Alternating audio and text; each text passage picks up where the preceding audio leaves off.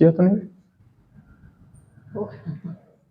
Hello बच्चों, तो आज फिर से लेके आया हूं एक नई कंसेप्ट, लेक्चर नंबर 19। देखिए छोटी छोटी कंसेप्ट में छोटे छोटे जो है लेक्चर में डाल रहा हूं जो है, जिससे कि आपको देखने में आसानी रहे। इसका नाम है विद्युत सेल। विद्युत सेल की आज बात करेंगे पूरा। उसके बाद अगले लेक्चर जो इसका लास्ट लेक्चर रहेगा, जिसमें मैं पढ़ाऊंगा आपको किरचॉफ के नियम। बहुत जरूरी है, किरचॉफ के नियम पे एक प्रॉब्लम 100% आती है। ठीक है बेटा, देखो विद्युत सेल क्या है। बेसिकली विद्युत सेल रासायनिक ऊर्जा को विद्युत ऊर्जा में परिवर्तित करने के काम में आता है। रासायनिक ऊर्जा कैसे, देखो बेटा, ये बेसिकली इसका अगर कंस्ट्रक्शन की बात करें तो इसमें जो है एक जो है क्या रहेगा, सॉल्यूशन रहेगा। जैसे NH4Cl हो सकता है, NH4OH हो सकता है ना, CuSO4 हो सकता है। ये सब मतलब अलग अलग सेल के लिए अलग अलग रहेगा, है ना। सेल जो है कई टाइप के होते हैं। ड्राई सेल है, सीसा संचायक सेल है, सेकेंडरी सेल है, डेनियल सेल है, लेग्लांसी सेल है। तो जो है इसमें क्या रहती है, बेसिकली मेटल की रहेंगी, दो रोड रहेंगी जो है। इन दोनों रोड को क्या बोलते हैं बेटा, इलेक्ट्रोड्स बोलते हैं। और जो है इस सॉल्यूशन को इलेक्ट्रोलाइट या विद्युत अपघट्य बोलते हैं। जब भी जो है इसका आयनाइजेशन होगा NH4Cl, इसमें जो सॉल्यूशन है उसका, तो NH4 प्लस हो जाएगा, Cl माइनस। तो ये जो है पॉजिटिव आयन नेगेटिव प्लेट पे चले जाएंगे, नेगेटिव आयन पॉजिटिव प्लेट पे आ जाएंगे। और अगर सर्किट में जो है वायर है तो सब विद्युत धारा बहना स्टार्ट हो जाएगी। तो बेटा सेल का और एक बहुत ही महत्वपूर्ण कार्य है कि सेल के द्वारा जो है विद्युत धारा को ड्रॉ करते हैं। सर्किट में सेल के द्वारा जो है कंटिन्यूअसली विद्युत धारा जो है दी जाती है, विद्युत धारा के फ्लो को बनाए रखता है। तो जो विद्युत धारा का फ्लो बनाए है ना, बनाए कैसे जा सकता है, बेसिकली जो है ये सेल जो है सर्किट में विभवांतर को बनाए रखता है। जब तक विभवांतर बना रहेगा तब तक विद्युत धारा बहती रहेगी। तो इसका एक फंक्शन ये भी है बेटा कि सेल का कार्य क्या है, विद्युत परपथ में विभवांतर बनाए रखना, जिससे कि जो है विद्युत धारा दी जा सके, विद्युत धारा उसमें बनी रहे। ठीक है बेटा, तो इसका संकेत क्या है, एक ऐसे रहेगा, बड़ी प्लेट एक छोटी प्लेट। बड़ी प्लेट को एनोड बोलते हैं, छोटी प्लेट को कैथोड बोलते हैं। ये जो पॉजिटिव प्लेट है, बड़ी प्लेट, वो हायर पोटेंशियल पे होती है, ये नेगेटिव प्लेट लोअर पोटेंशियल पे होती है।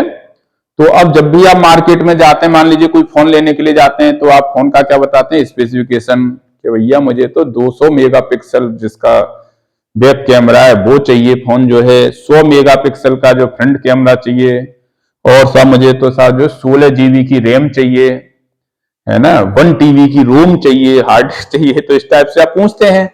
उसी प्रकार से जब भी आप मार्केट में सेल को लेने जाएंगे तो दो चीजें आपको बतानी पड़ेगी। कौन कौन सी, सेल का विद्युत वाहक बल और सेल का आंतरिक प्रतिरोध।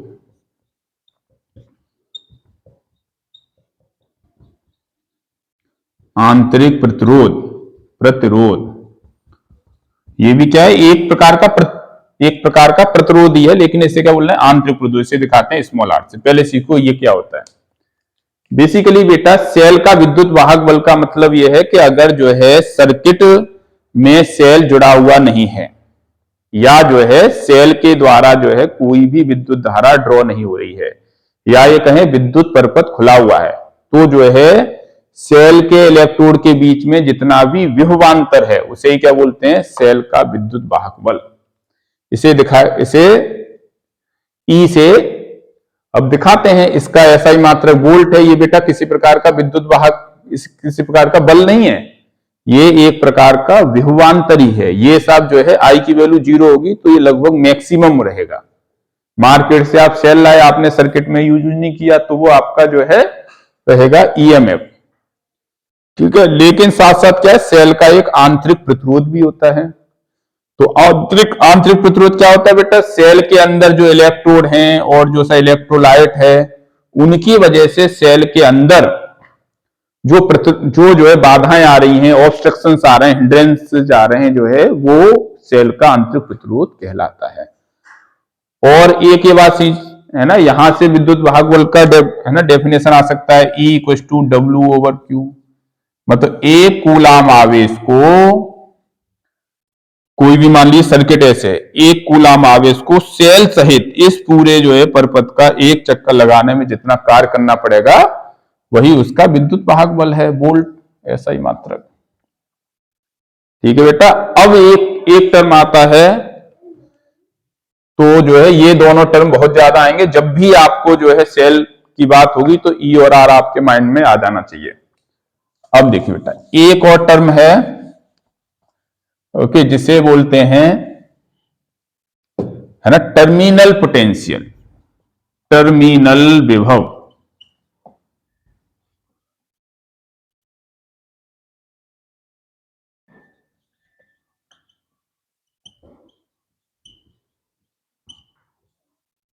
क्या मीन्स है इसका? इसका मीन्स ये है बेटा कि अगर जो मान लीजिए ये सेल है, सेल अगर सर्किट में, इसका एक इंटरनल, ओके, इंटरनल रेजिस्टेंस होगा। अगर सेल सर्किट में कनेक्ट है तो यहां से एक जो विद्युत धारा भी बहेगी। तो इस विद्युत धारा, इस इंटरनल रेजिस्टेंस के अक्रॉस कुछ वोल्टेज ड्रॉप रहेगा IR। तब ये जो है, मतलब अगर सेल सर्किट में मतलब जुड़ा हुआ है, अर्थात सर्किट बंद है, कहने का मतलब सेल से कुछ विद्युत धारा ड्रॉ हो रही है, तब सेल के एंड्स के बीच जो विभवांतर होगा उसे क्या बोलेंगे? टर्मिनल विभव, टर्मिनल विभवांतर। इसे कैपिटल V से दिखाया जाता है। V का वैल्यू क्या रहेगा? अब देखो, तो जो है ये, अगर यहां से हम I की वैल्यू देखें तो देखो बेटा, I इक्वल टू क्या होगा? इसका टोटल वोल्टेज E है और ओवर टोटल प्रतिरोध, है ना, प्रतिरोध कितना है? R plus R। देखो ये श्रेणी क्रम है तो R प्लस R मानते हैं। तो E का वैल्यू क्या हो गया? IR plus IR। ये वो वोल्टेज ड्रॉप है जो है इंटरनल रेजिस्टेंस के अक्रॉस ड्रॉप हुआ है। IR क्या होता है? V। ये रहेगा V का वैल्यू IR, तो V प्लस IR। तो V का वैल्यू क्या होगा? E minus IR। जब भी जो है सर्किट से विद्युत धारा ली जाएगी, कहने का मतलब सेल क्या हो रहा है? डिस्चार्ज हो रहा है, तब जो है V का वैल्यू E से कम रहेगा। अगर देखो I का वैल्यू 0 है तो V क्या हो जाएगा? E के इक्वली हो जाएगा। तो जो है वो कहलाएगा उसका विद्युत वाहक बल, इलेक्ट्रोमोटिव फोर्स, EMF। ठीक है बेटा। और जो अगर बैटरी जो है चार्ज हो रही है, अगर कोई सेल है, अभी तो बैटरी की बात नहीं कर रहा, सेल की बात कर रहा हूं, सेल जो अगर चार्ज हो रहा है तब ये V का वैल्यू E से ज्यादा होगा और एक्सप्रेशन कुछ इस टाइप से आएगा, E प्लस IR आ जाएगा, क्योंकि विद्युत धारा की डायरेक्शन अपोजिट हो जाएगी। तो बेटा बैटरी की बात कही, बैटरी भी सीख लो, है ना। अगर जो है एक सेल से ज्यादा सेल यूज हो रहे हैं तो बोलते हैं ना बैटरी से मतलब है ना, कितने प्लेट की है? 50 प्लेट की है। तो मतलब ये जो इस टाइप से एक से अधिक सेल अगर जो है सर्किट में जुड़े हुए हैं तो ये क्या बन जाएगी बेटा? बैटरी बन जाएगी, बैटरी। ठीक है। तो ये दोनों चीजें आपने सीखी, तो ये सूत्र का बहुत इस्तेमाल करना है।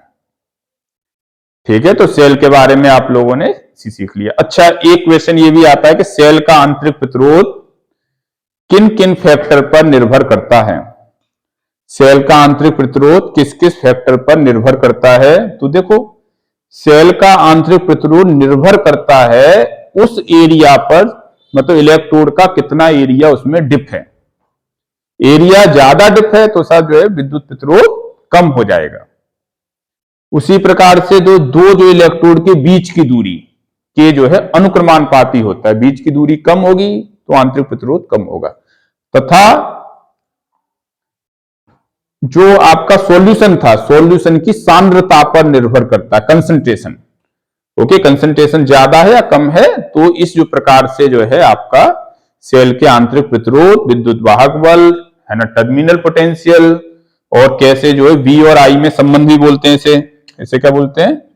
V व E में संबंध, है ना। सेल के टर्मिनल पोटेंशियल और इलेक्ट्रोमोटिव फोर्स EMF में पर संबंध, इस प्रकार से ये चीजें होती हैं। अब shall I rub this portion?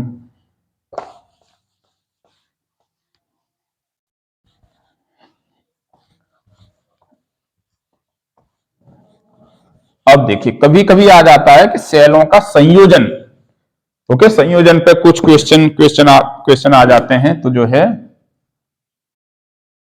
विद्युत सेलों का संयोजन,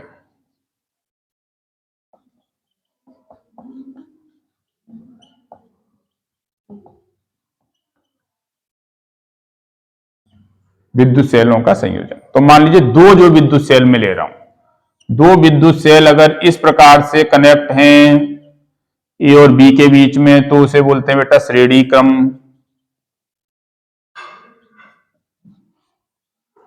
ओके, श्रेणी क्रम का मीन्स क्या है कि जो है ए से बी तक जाने का एक ही है रास्ता। देखो बेटा, नेगेटिव प्लेट इसके पॉजिटिव एंड से जुड़ी हुई है, इसकी नेगेटिव प्लेट किसी तीसरे के पॉजिटिव एंड से जुड़ी होगी। तो जब भी सेल की बात होगी, ईएमएफ इसका E1 और inter resistance E2, R1, E1 R1 और इसके लिए E2 R2।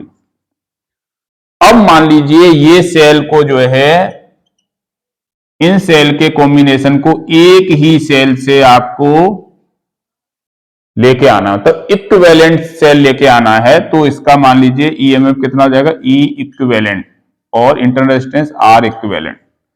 देखो बेटा, विद्युत धारा अगर इसमें बह रही है I, तो इसमें भी रहेगी I जो है, ये A हो गया, ये B हो गया। बताओ कोई प्रॉब्लम?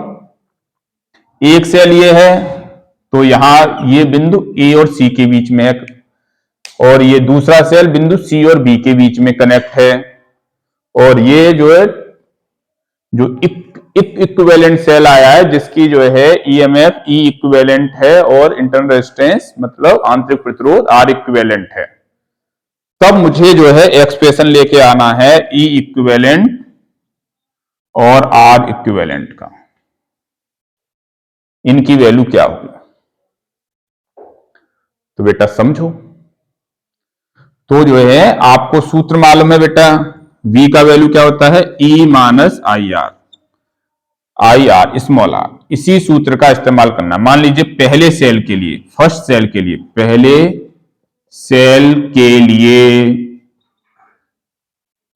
ये देखो A और C के बीच में है कनेक्ट, तो VA माइनस VC हो गया। इसकी वैल्यू क्या होगी, E1 माइनस IR1। बताओ किसी को कोई प्रॉब्लम? इसी प्रकार से दूसरे सेल के लिए,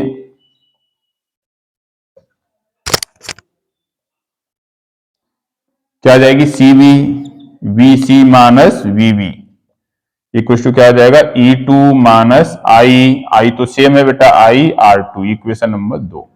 दोनों इक्वेशन को बेटा कर तो दो ऐड, जो है देखो क्या आ रहा है ना, करो ऐड। तो ये देखो VC से VC कैंसिल, क्या आ गया, VA minus VB, E1 plus E2 को एक साथ जोड़ दो, minus IR1 plus R2। Equation number 3। देखो बेटा, इस सेल के लिए अगर मैं इक्वेशन लिखता तो कैसे लिखता, V तो क्या सेम है, VA माइनस VB ही है। E इक्विवेलेंट माइनस I तो सेम है R equivalent. Equation number 4। Equation 3 व 4 की तुलना कर दो। तो देखो बेटा, ये क्या हो गया, E इक्विवेलेंट, यही लेके आना था, E1 प्लस E2। और देखो बेटा, R इक्विवेलेंट क्या हो गया, R1 प्लस R2। ओके, अगर n है तो जो है आप क्या करोगे, E1 plus E2 plus E3 plus E4 En तक जो है R इक्विवेलेंट क्या हो जाएगा, R1 plus R2 plus R3 plus Rn। कहने का मीन्स ये है कि ये आपने सीख लिया कि जो है प्रतिरोध बिल्कुल उसी टाइप से होता है जैसे कि जो है श्रेणी क्रम में प्रतिरोध को जोड़ते हैं, और ये जो है ये भी आपस में ऐड होते जाएंगे। अब मान लीजिए n जो है इक्विवेलेंट सेल हैं। इक्विवेलेंट सेल का मींस क्या है, एक जैसे सेल, मतलब उनका ईएमएफ भी इक्वल रहेगा और उनका इंटरनल रेजिस्टेंस भी इक्वल रहेगा। तो इसका वैल्यू क्या हो जाएगा, NE। एक सेल का E है, इसका क्या हो जाएगा, NR। तो बेटा इसी में एक स्पेशल केस और तेजी से करते हैं।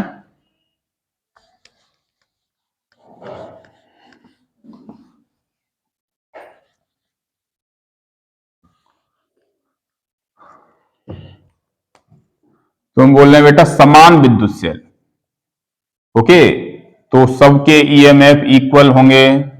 En मान लो E है, n सेल हैं, सबके इंटरनल रेजिस्टेंस भी इक्वल होंगे तभी तो माने जाएंगे equal cell. R N R हैं। अब इस टाइप का एन सेल का जो है कॉम्बिनेशन है। तो ये बात बेटा मालूम करना है कि किस कंडीशन में जो है सेल के कॉम्बिनेशन से मैक्सिमम इलेक्ट्रिक करंट, अधिकतम विद्युत धारा ड्रॉ की जा सकती है, ली जा सकती है ना बेटा। तो देखो, तो आई का वैल्यू क्या होगा, टोटली क्या हो गया, एन ई हो गया ओवर टोटल आर। तो एक तो कैपिटल आर है और ये क्या हो गया, एन आर। ये सूत्र आ गया। अब देखो, अगर जो है केस फर्स्ट, अगर आर का वैल्यू जो है एन आर से बहुत ज्यादा है तो हम एन आर को नेग्लेक्ट कर सकते हैं। तब आई की वैल्यू क्या हो जाएगी, एन ई ओवर आर। कहने का मीन्स एक सेल से जितना इलेक्ट्रिक करंट ड्रॉ होगा उसका एन टाइम्स आ जाएगा। 10 सेल होंगे तो 10 गुना आ जाएगा, 20 सेल होंगे तो 20 गुना आ जाएगा। एक सेल से ड्रॉ की गई विद्युत धारा का एन गुना हो गया।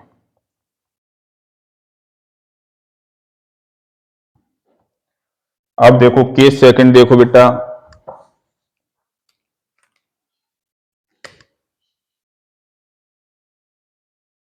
केस सेकंड, अगर अगर मान लो ये इंटरनल रेजिस्टेंस एक्सटर्नल रेजिस्टेंस से भी ज्यादा हो जाए तो कैपिटल आर को नेग्लेक्ट किया जा सकता है। तो देखो यहां से सूत्र से क्या हो जाएगा, I equal to N E over N R. R की वैल्यू कम है, एन से एन कैंसिल, तो कुछ भी फायदा नहीं हुआ। एक सेल से जितना इलेक्ट्रिक करंट ड्रॉ हुआ उतना ही पूरे कॉम्बिनेशन, पूरे जो है संयोजन से भी हो रहा है। तो ये तो हमारे काम का ही नहीं। तो क्या निकला बेटा कंक्लूजन, कि जो है सेल के सीरीज कॉम्बिनेशन से तब जो है मैक्सिमम इलेक्ट्रिक करंट ड्रॉ हो सकता है जब जो है एक्सटर्नल रेजिस्टेंस का मान सेलों के, सभी सेलों के इंटरनल रेजिस्टेंस से ज्यादा हो, बहुत ज्यादा हो। ठीक है, अब देखिए,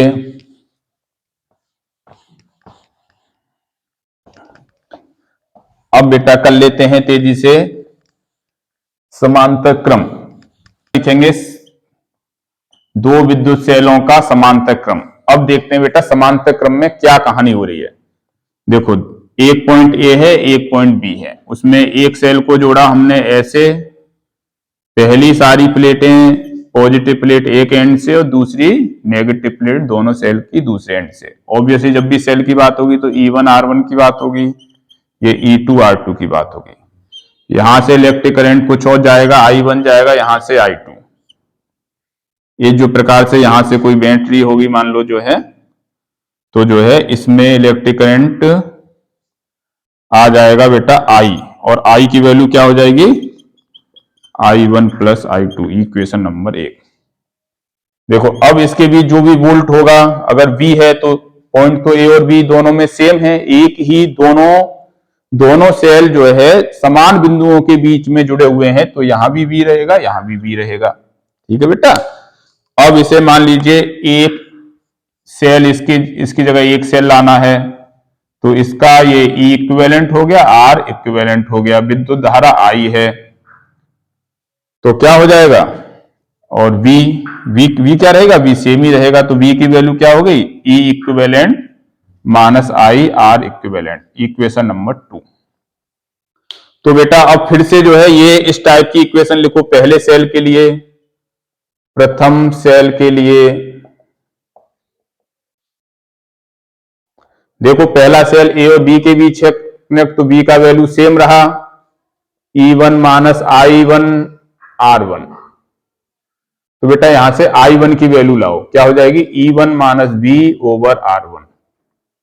I1 आ गया, समीकरण नंबर 3 मान लो इसे जो है। इसी टाइप से दूसरे सेल के लिए देखो, दूसरे सेल के लिए V की वैल्यू क्या होगी, E2 माइनस I R2। बताओ बेटा, तो I2 की, ये I2, तो I2 की value E2 minus V over R2, समीकरण नंबर 4। अब समीकरण 3 और 4 से जो है I1 I2 की वैल्यू रख दो इसमें, तो I की वैल्यू बेटा क्या हो गई, देखो E1 minus V over R1 plus E2 minus V over R2। अब E1 ओवर R1 वाले टर्म अलग ले लो,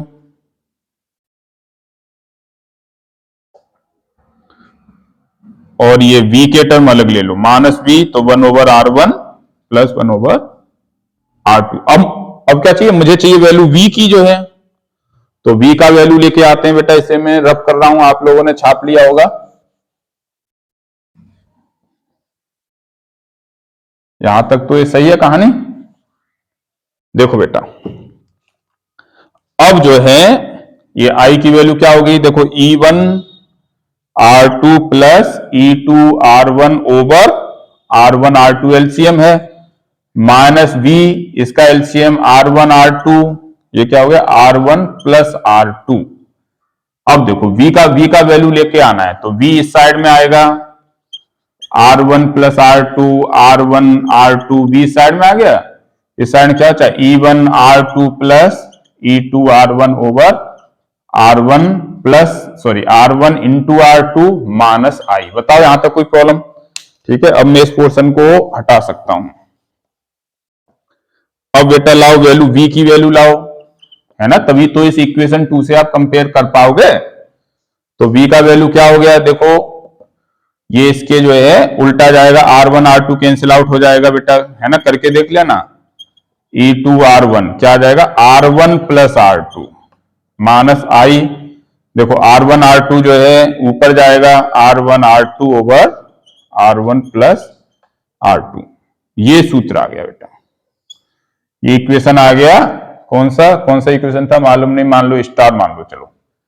अब स्टार और इक्वेशन 2 को कंपेयर कीजिए, तो ई इक्विवेलेंट की वैल्यू क्या आ जाएगी, ये E1 R2 plus E2 R1 over R1 plus R2, और R इक्विवेलेंट का क्या क्या आ जाएगा, R1 R2 over R1 plus R2। ठीक है, तो बेटा ये सूत्र स्थापित करने के लिए आता है कभी कभी, है ना, अक्सर नहीं आता, लेकिन आपको मालूम होना चाहिए, मैंने आपको करा दी। मैं कोशिश ये कर रहा हूं कि आपके मोस्टली जो है प्रॉब्लम आपकी कंसेप्ट क्लियर हो जाए, तथा जो है जो एग्जाम के लिए आ रहा है उस पर मैं बहुत ज्यादा फोकस देके आपको पढ़ाऊं। ठीक है बेटा, इसे मैं कर रहा हूं, रब कर रहा हूं। तो अब इस टाइप से आपको रखना होगा याद। मान लीजिए अब जो है E1 और E2 दोनों के प्रतिरोध समान हैं, मान लीजिए E हैं, तब देखो, और जो है R1 और R2 भी इक्वल है, मान लीजिए R है, तब इक्विवेलेंट वैल्यू क्या होगी, ER प्लस ER मतलब 2ER ओवर 2R। ई इक्विवेलेंट भी ई की इक्वल रहेगा। तो बेटा देखो, अगर समान सेल हैं, समान जो है ईएमएफ और समान आंतरिक प्रतिरोध वाले सेल हैं, तो समांतर क्रम से टोटल ई एक सेल के ई की इक्वल आ रहा है, कुछ भी उसमें अंतर नहीं आ रहा, बिल्कुल सेम आ रहा है। ठीक है, और देखिए इसी टाइप से ये अगर कर ले हम 1R इक्विवेलेंट इक्वल टू क्या आ जाएगा, 1/R1 प्लस 1/R2। कहने का मीन्स ये जो है समांतर क्रम वाला ही जो है प्रतिरोध आ गया। ठीक है, यहीं से अगर हम जो है इन दोनों को डिवीजन कर दें बेटा, अगर जो है सॉरी, हाँ इन दोनों का डिवीजन करो, इसे हटाता हूं। ये दो हैं इक्वेशन, इन दोनों इक्वेशन का आप डिवीजन कर दो।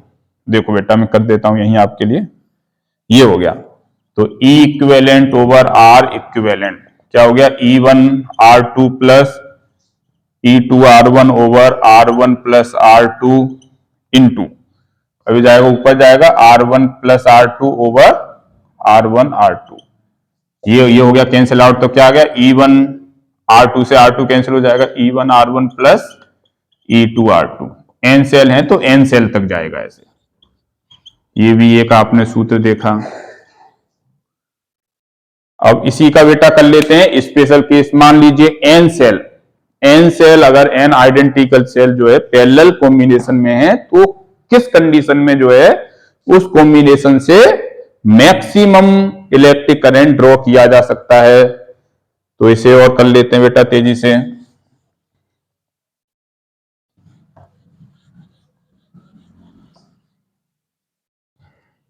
देखो बेटा,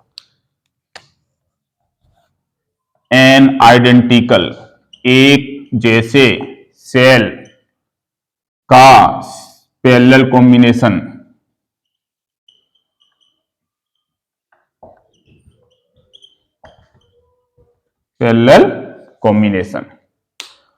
तो देख लो बेटा, एन आइडेंटिकल सेल मैंने जोड़ दिए,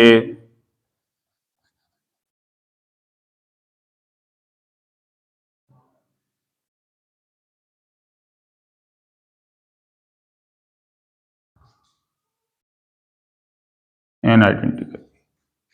तो एन जो आइडेंटिकल सेल होंगे तो बेटा E1 equals to E2 equals to E3 equals to En, सब क्या हो जाएगा E, और R1 equals to R2 equals to R3 equals to Rn equals to R। तब देखो इसमें I का वैल्यू जो आएगा, टोटल I जो आएगा बेटा, I का वैल्यू क्या आ जाएगा, टोटल E। टोटल E क्या होगा, E ही रहेगा, मैंने बताया समांतर क्रम में, over R plus total R क्या हो जाएगा, R बाई N होता है। तो I की वैल्यू क्या हो गई, E, N ले लो LCM, NR plus R, NR plus R, N चला जाएगा बेटा ऊपर, तो E की वैल्यू क्या आ जाएगी, NE over NR plus R। देखो सीरीज में कैसा आया था, अब ये समांतर क्रम में ऐसा आ रहा है। अब केस फर्स्ट मान लीजिए,